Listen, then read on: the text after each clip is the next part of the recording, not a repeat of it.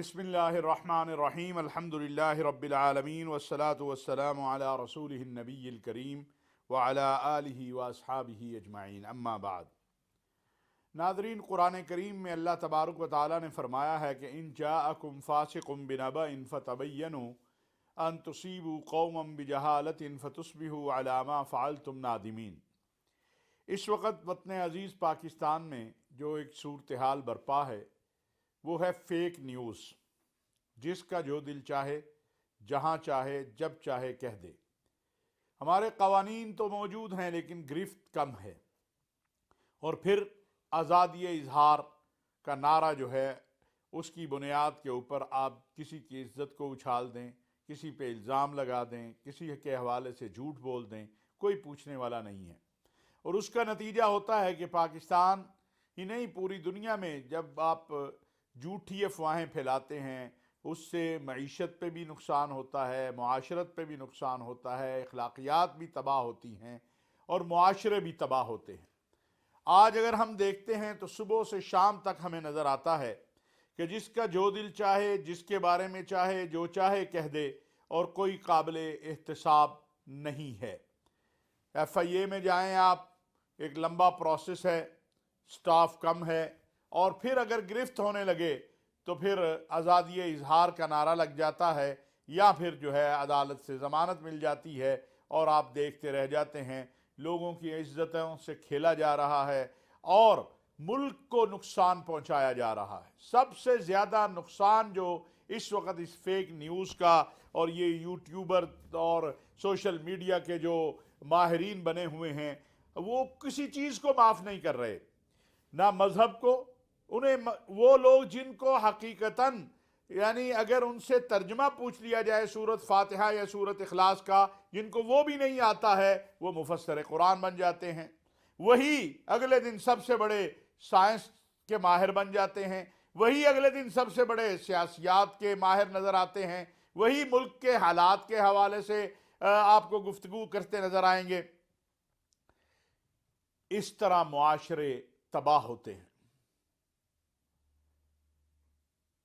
एक बहुत अहम सवाल पिछले दिनों मुझसे किया गया कि क्या जो लोग इस तरह की झूठी, मसलन आप देखते हैं फेसबुक है, ट्विटर है या कोई और कोई भी, वहां पर ऊपर कुछ लिखा होता है अंदर कुछ होता है। तो सवाल ये आया मुफ्तियान के पास कि ऐसी कमाई हलाल है कि जिसमें धोखा किया जाए या झूठ बोला जाए? तो बड़ा वाज़ेह बात है कि ऐसी कमाई कैसे हलाल हो सकती है। लेकिन कुर्ब क़यामत की अलामात में से ये भी है कि हलाल और हराम की तमीज़ जो है वो ख़त्म हो जाएगी। वतन अज़ीज़ पाकिस्तान इस वक्त जिन हालात और जिन मसाइब का शिकार है बिलाशुबा वो बड़े गंभीर हैं। लेकिन क्या पाकिस्तान डिफ़ॉल्ट होने जा रहा है? इसके ऊपर आप देखें, अपने आप को बड़े बाखबर कहने वाले और बड़े मोतबर कहने वाले लोगों ने भी तबसरे शुरू कर दिए हैं कि हम डिफ़ॉल्ट के करीब हैं, डिफ़ॉल्ट होने। इसका मुआशरे पे क्या असर होगा, इसका ताजरों पे क्या असर होगा, इसका बैरूनी दुनिया में क्या असर होगा, इसका किसी ने नहीं सोचा। कल एक जगह कुछ ताजिर हजरात बैठे थे तो उन्होंने ये सवाल किया कि क्या वाकई पाकिस्तान डिफ़ॉल्ट होने जा रहा है, और अगर ऐसा है तो फिर हम कौन सी करेंसी खरीद लें, बैंकों से पैसे निकाल लें। इसी तरह जो बैरून मुल्क पाकिस्तानी हैं बेचारे वो परेशान बैठे हैं। जैसे आपको याद होगा कि जब ये हुकूमत तब्दील हुई तो एक अफवाह पूरे दुनिया में फैलाई गई कि जी जो अकाउंट्स हैं फॉरेन करेंसी अकाउंट, उनको जब्त कर लेगी हुकूमत, उनको सीज किया जा रहा है। वो सारे दुनिया परेशान हो गई कि ये क्या होगा। इस अफवाह साजी से नुकसान किसका होता है? नुकसान पाकिस्तान का हो रहा है, नुकसान पाकिस्तानियों का हो रहा है। इसहाक डार साहब आए हैं, उन्होंने आके कहा है कि भाई कहीं हम डिफ़ॉल्ट नहीं होने जा रहे, अल्हम्दुलिल्लाह दूर दूर तक ऐसी कोई बात नहीं है, ना कभी डिफ़ॉल्ट हम हुए हैं ना होंगे, ना इंशाअल्लाह ऐसा वक्त आएगा। हम अपने अच्छा ये लोग तामीर की तरफ नहीं जाते, बदकिस्मती ये है, तखरीब की तरफ जाते हैं, मुस्बत खबर नहीं देंगे, मनफी खबर को फैलाएंगे کیوں نہیں ہم سارے مل کے محنت کرتے کہ آئیں ملک کے اندر استحکام لائیں، ایک مساق معیشت کریں، ایک مساق پاکستان کریں. پاکستان کو مساق پاکستان کی ضرورت ہے. یہ معیشت کے حوالے سے اس وقت کے قائد حزب اختلاف اور آج کے وزیر اعظم میاں شہباز شریف صاحب نے پارلیمان میں کھڑے ہو کر عمران خان صاحب سے کہا تھا کہ آؤ مساق معیشت کریں. یہ جو آج ایک افواہ سازی اور پراپیگنڈا کر رہے ہیں کہ پاکستان ڈیفالٹ ہونے جا رہا ہے، یہ کیوں نہیں کہتے کہ آئیے پاکستان کے لیے مساق معیشت کریں، آئیں اگلے 25 سال کے لیے پاکستان کے نظام میں عدل کے حوالے سے، انتخابات کے حوالے سے، معیشت و معاشرت کے حوالے سے، اقتصادیات کے حوالے سے، خارجہ پالیسی کے حوالے سے ایک مساق کر لیں. اس طرف تو یہ توجہ نہیں دیتے ہیں، سارا دن ایسی افواہوں کو پھیلاتے ہیں جس سے پاکستان کمزور ہو. الحمدللہ نہ پاکستان ڈیفالٹ ہو رہا ہے، نہ ڈیفالٹ ہوگا، نہ ڈیفالٹ ہونے جا رہا ہے. اور اس کی وضاحت جیسا میں نے پہلے عرض کیا کہ اسحاق ڈار صاحب کر چکے ہیں. مجھے بڑا عجیب لگتا ہے جب ہمارے کچھ دوست کہتے ہیں شہباز شریف صاحب مانگنے جاتے ہیں. عمران خان صاحب نے بھی ایک دو بار نہیں کئی بار کہا ہے، یہ تو ہم 75 سال سے یہی تو کر رہے ہیں. کیا عمران خان صاحب باہر دینے جاتے تھے؟ وہ بھی تو مانگنے جاتے تھے. وہی طریقہ ہے. فرق یہ آیا ہے کہ میاں شہباز شریف صاحب جو ہیں ان کا گفتگو کا انداز، ملنے کا انداز، اس میں اپنا پن اور محبت کا انداز ہوتا ہے. رویے بہت فرق ڈالتے ہیں. لیکن مانگ عمران خان صاحب بھی جا کے رہے ہیں، مانگ میاں شہباز شریف بھی رہے ہیں، مانگ یوسف رضا گیلانی صاحب بھی رہے تھے، مانگ میاں نواز شریف صاحب کی حکومت میں بھی 75 سال سے ہم مانگ ہی تو رہے ہیں. ہاں کچھ کوششوں سے، آپ حکومتوں کی پالیسیوں سے، آئی ایم ایف سے ہم باہر بھی آئے ہیں، کچھ دور ایسے بھی آئے ہیں، آئی ایم ایف سے ہمیں نجات بھی ملی ہے. لیکن مجموعی اعتبار سے آج ہم جو قرضوں کے بوجھ تلے دبے ہوئے ہیں وہ کیا ہے؟ کیا وہ آج ان 6 ماہ میں ہم اس دباؤ کے نیچے آئے ہیں، یا صرف نواز شریف صاحب کی حکومت کی وجہ سے آئے تھے، یا عمران خان صاحب؟ بھائی یہ ایک تسلسل ہے. ہمیں غور کرنا ہے کہ ہم نے اپنے ملک کو اپنے قدموں پہ کیسے کھڑا کرنا ہے، اور جب تک داخلی استحکام نہیں ہوگا اس وقت تک ہم اپنے قدموں پہ نہیں کھڑے ہو سکتے. سیاسی استحکام کی ضرورت ہے. انویسٹر آنا چاہتے ہیں یہاں، دوست ممالک ہمارے ساتھ انویسٹمنٹ کے معاملے میں مدد کرنا چاہتے ہیں. وہ کہتے ہیں امداد کی بجائے انویسٹمنٹ لے لو. ابھی آپ کو پچھلے دنوں شہباز شریف صاحب نے بتایا ہوگا کہ جب وہ سعودی فنڈ والے آئے 4 سال سے دھکے کھا رہے ہیں، فائل ادھر ہے، فائل ادھر ہے، فائل اوپر ہے، فائل نیچے ہے. انہوں نے ایک دن میں وہی فائل جو 3.5-4 سال سے اوپر نیچے ہو رہی تھی وہی فائل نکل گئی. اس کی ضرورت ہے. میں خود گواہ ہوں کہ وہ سکل لیبر کا معاملہ تھا، 6 ماہ سے فائل ہی اوپر نیچے جا رہی تھی. حتیٰ کہ خود وزیر اعظم عمران خان تھے اس وقت، انہوں نے کہا کہ 24 گھنٹے میں اس کو کلیئر کریں، پھر بھی نہیں ہوئی. 3 دن پھر بھی لگے، اور 3 دن میں 3 بار ان کو میٹنگ بلانی پڑی کہ جلدی کرو بھائی، نقصان ہو جائے گا پاکستان کا. تو جو ہمارے معاملات ہیں ہمیں ان کی اصلاح کی ضرورت ہے. یہ افواہ سازی سے، جیسے ایک مرتبہ کراچی کے ایک بہت بڑے تاجر نے مجھے کہا کہ یہ جو ٹکر چلتا ہے کہ فلاں جگہ بم دھماکہ، ان دنوں میں دہشت گردی بہت زیادہ تھی، اور تو انہوں نے کہا یہ ایک ٹکر سٹاک ایکسچینج میں بہت بڑا فرق ڈال دیتا ہے. بعد میں آتا ہے جی وہاں پر جو ہے وہ سلنڈر پھٹا تھا، لیکن پہلا ٹکر ہے بم، وہ دھماکہ ہو گیا. وہ لوگ ڈر جاتے ہیں کہ رہیں جی ابھی کراچی بند، ابھی مارکیٹ بند. عوام الناس سے بھی ہم گزارش میں کرنا چاہتا ہوں آج کہ آپ کا بھی کام ہے کہ ایسے لوگوں کو منع کریں، ان کا محاسبہ کریں، ان کو دیکھنا بند کر دیں اگر یہ نہیں سچ کو دیکھیں اور جھوٹ کو مت دیکھیں۔ اس وقت پاکستان کو وحدت کی ضرورت ہے، اتحاد کی ضرورت ہے۔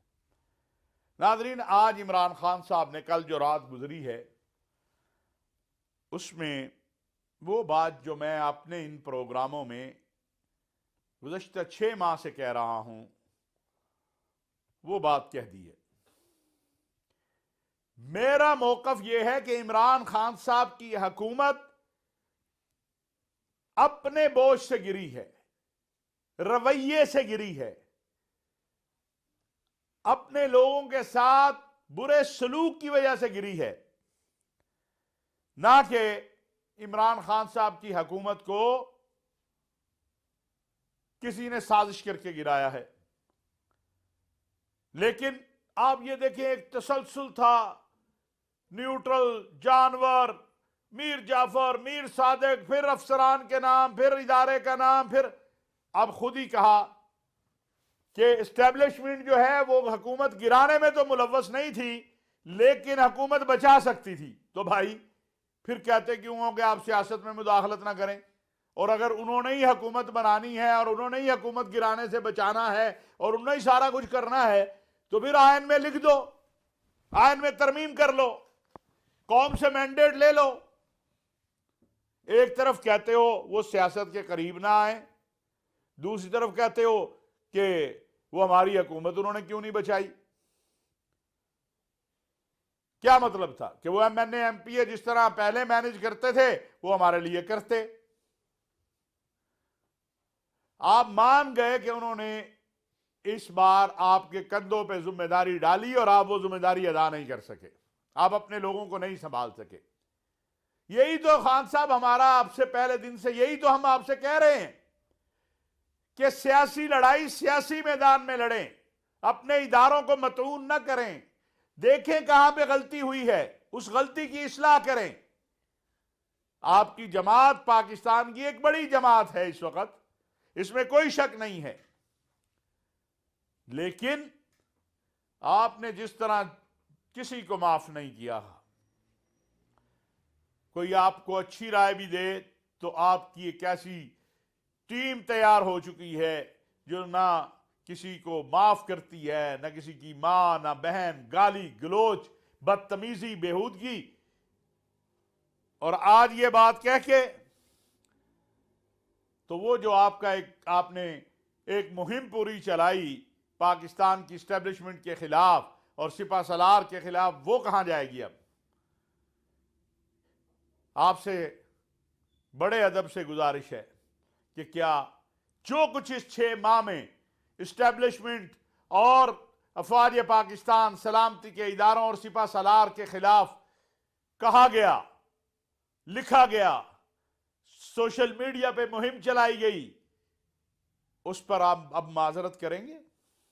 مجھے پتا ہے یہ جملہ بھی بڑا بھاری ہے، اس پر بھی گالیاں پڑنی شروع ہو جائیں گی، لیکن سوال ہے جب آپ یہ کہتے ہیں کہ اسٹیبلشمنٹ ہماری حکومت گرانے میں ملوث نہیں تھی، یہ مان لیا، چلو یہ آپ نے کہا ہے، اس کا مطلب ہے آپ کو پتہ چل گیا، تو میرا سوال ہے کہ کیا آپ اس سارے کے اوپر معذرت کریں گے؟ آپ نے کسی کو معاف نہیں کیا خان صاحب۔ ہم 30-35 سال سے سیاست میں ہیں، یہاں بڑے بڑے اختلافات ہوئے ہیں، لیکن اس طرح کا جو گالی گلوچ ہے اور افواہ سازی ہے اور پراپوگنڈا ہے وہ کبھی نہیں ہوا جو اس وقت ہو رہا ہے اور جو کیا جا رہا ہے، اور اس کا نقصان ملک کو ہو رہا ہے۔ ناظرین، پہلی بات آپ یاد رکھیے، میں 3 باتیں عرض کرنا چاہتا ہوں۔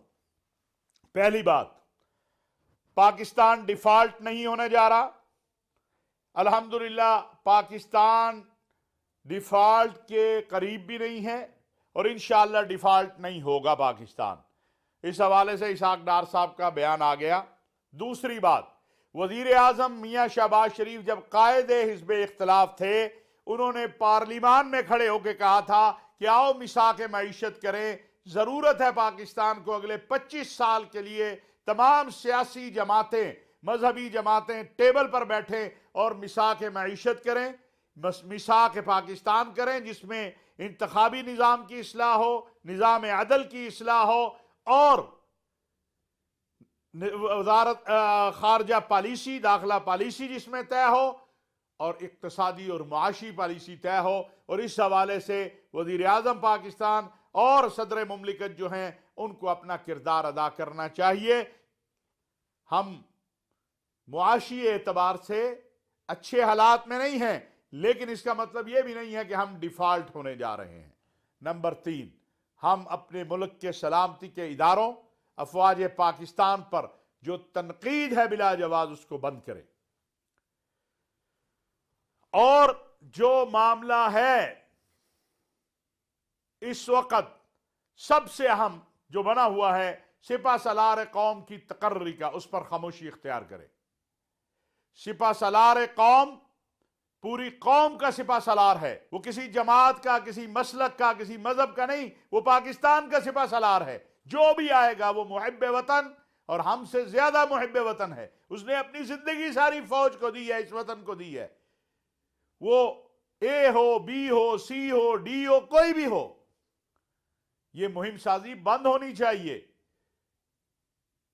اللہ کا واسطہ ہے، آپ نے تو ایک ایسی تقسیم شروع کر دی۔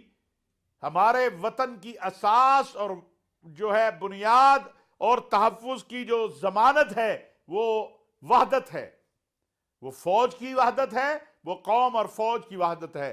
ہم نے مل کر دہشت گردی اور انتہا پسندی کو شکست دی، ہم نے مل کر جو ہمارے خلاف دنیا میں عزائم ہیں ان کو ہم نے ناکام بنایا ہے۔ تو یہ 3 باتیں میری گزارش ہیں کہ ہماری سیاسی قیادت کو سوچنا چاہیے۔ یہ اور چوتھی جو اہم بات ہے وہ ہے افواہ سازی۔ اس افواہ سازی کے جو انڈسٹری ہے اس کو بند ہونا چاہیے، کوئی ضابطہ بننا چاہیے۔ میں صحافی برادری سے کہتا ہوں آپ ضابطہ بنا لیں بھئی، کہیں تو کوئی اظہار رائے کے نام پر ریڈ لائن ہوگی کہ نہیں ہوگی؟ پھر اس سے بڑی بددیانتی کیا ہے کہ اوپر آپ کچھ لکھتے ہیں اندر ہوتا ہی کچھ نہیں ہے، اور اس سے بڑی بددیانتی کیا ہے، کوئی وقوع رونمائی نہیں ہوتا اور آپ اس کو پھیلا دیتے ہیں اور آپ کے خلاف کوئی ایکشن نہیں لیا جا سکتا ہے۔ اس افواہ سازی کے سلسلے کو بھی ختم ہونا چاہیے۔ عمران خان صاحب نے 26 تاریخ کا کہا ہے، دعا ہے کہ اللہ تبارک و تعالی مہربانی کریں اور یہ پرامن طریقے سے یہ مارچ اور یہ ریلیاں یہ ختم ہوں، ہماری قیادت آپس میں سر جوڑ کر بیٹھے اور معاملات کی اصلاح کرے۔ اسی طرح ناظرین، جاتے جاتے میں یہ بات بھی کہنا چاہتا ہوں کہ یہ جو توشہ خانہ اور یہ معاملات ہیں ان میں دوست ممالک کو مطعون کرنا ہم بند کریں۔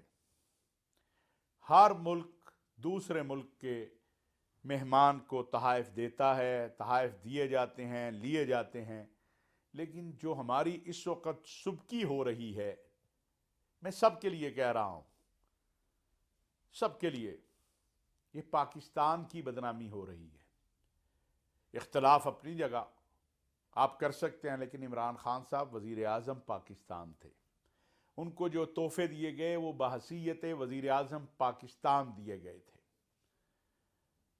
اگر انہوں نے بیچے تو انہوں نے اچھا نہیں کیا۔ اب اس کے اوپر جو کچھ ہو رہا ہے اس سے بھی پاکستان کی کوئی نیک نامی نہیں ہو رہی ہے۔